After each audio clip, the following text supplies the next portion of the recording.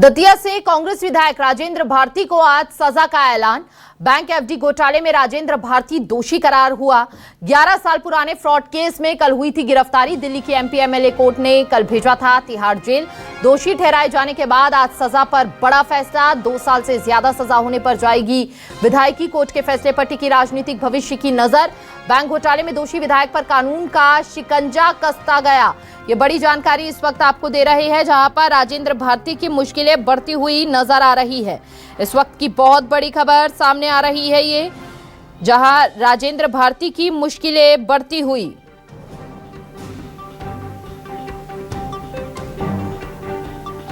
दरअसल मध्य प्रदेश के दतिया से कांग्रेस विधायक है Rajendra Bharti. Delhi MP MLA court ने भूमि विकास बैंक से जुड़े मामले में दोषी करार दिया है उन्हें। ज्यादा जानकारी के लिए संवाददाता शब्बीर अहमद हमारे साथ जुड़ चुके हैं। शब्बीर, यहां पर जो हालात नजर आ रहे हैं, ऐसे में यही समझ आ रहा है कि विधायक राजेंद्र भारती की अभी और मुश्किलें बढ़ती हुई दिख रही हैं। बिल्कुल हिमानी, आपने सही कहा। मुश्किलें कांग्रेस के विधायक, जो दतिया से कांग्रेस के विधायक राजेंद्र भारती, उनकी बढ़ती हुई नजर आ रही है। कल उनको दोषी करार दे दिया गया था बैंक फर्जीवाड़ा के मामले में, एफडी के मामले में। और इस पूरे मामले में बात की जाए तो कोर्ट की तरफ से कहा गया था कि 2 अप्रैल को इस पूरे मामले में सजा सुनाई जाएगी। जैसे ही उनको दोषी करार दिया गया था दिल्ली एमपी एमएलए कोर्ट की तरफ से, उसके बाद उनको हिरासत में लिया गया और हिरासत में लेने के बाद उनको तिहाड़ जेल भेज दिया गया है। अब सबसे बड़ा सवाल यह है कि जो सजा सुनाई जाएगी वो 2 साल के अंदर की होगी या 2 साल से ज्यादा की होगी। और 2 साल से ज्यादा की सजा होती है तो राजेंद्र भारती की सदस्यता तत्काल प्रभाव से चले जाएगी और फिर दतिया के अंदर उपचुनाव होगा। भले से ही वो हाईकोर्ट का रुख करें, सजा पर ब्रेक लगेगा या जो भी कोर्ट की तरफ से फैसला आएगा, लेकिन उनकी सदस्यता चले जाएगी और वो करीब करीब 6 साल तक के चुनाव नहीं लड़ पाएंगे। और इस पूरे जो समीकरण बनता हुआ इस वक्त नजर आ रहा है, कांग्रेस का राज्यसभा में भी खेल बिगड़ता हुआ दिखाई दे रहा है। क्योंकि अभी तक की बात की जाए तो कांग्रेस के पास 65 विधायक है, उसमें से निर्मला सप्रे की क्या स्थिति हम सबको पता है। मुकेश मल्होत्रा जो कांग्रेस के विजयपुर से विधायक है, वो वोट नहीं दे सकते राज्यसभा में।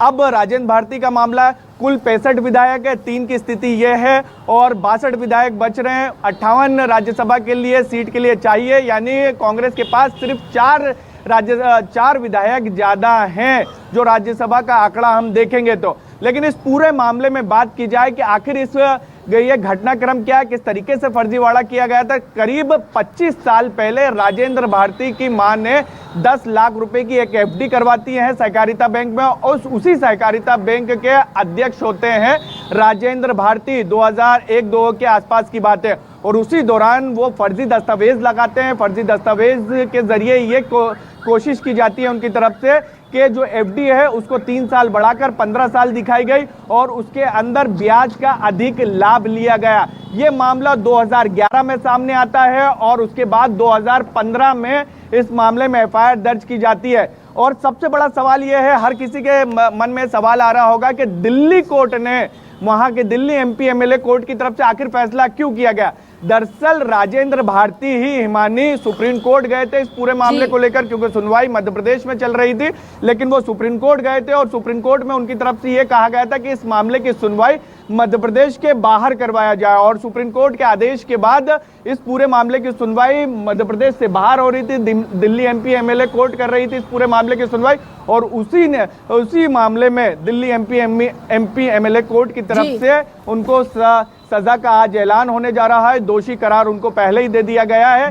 सियासी समीकरण कांग्रेस का बिगड़ता हुआ नजर आएगा, राजेंद्र भारती की मुश्किलें बढ़ती हुई नजर आएगी और अब इंतजार है कोर्ट के ऊपर। सबकी निगाहें कोर्ट पर टिकी हुई है कि आखिर उनको कितने साल की सजा होती है। 2 साल से ज्यादा की होती है, 2 साल से कम की होती है। देखिए, ना केवल राजेंद्र भारती की मुश्किलें बढ़ती हुई, अगर सजा यहाँ पर बढ़ती हुई अवधि दिखाती है, 2 साल से ज्यादा की सजा मिलती है, तो पार्टी के लिए भी बड़ी मुश्किलें खड़ी हो जाएंगी। जैसा कि आपने बताया भी, चाहे राज्यसभा के चुनावों को लेकर हो या फिर कह लीजिए कि अब उस सीट पर दतिया से अब कौन अगला विधायक होगा, पार्टी किसे चेहरा बनाकर उभारेगी आगे, ये भी एक बड़ी चुनौती बनती हुई नजर आने वाली है आने वाले समय में। लेकिन सभी की निगाहें जो हैं वो आज के फैसले पर टिकी रहेंगी। शब्बीर, बहुत बहुत शुक्रिया आपका तमाम जानकारी साझा करने के लिए।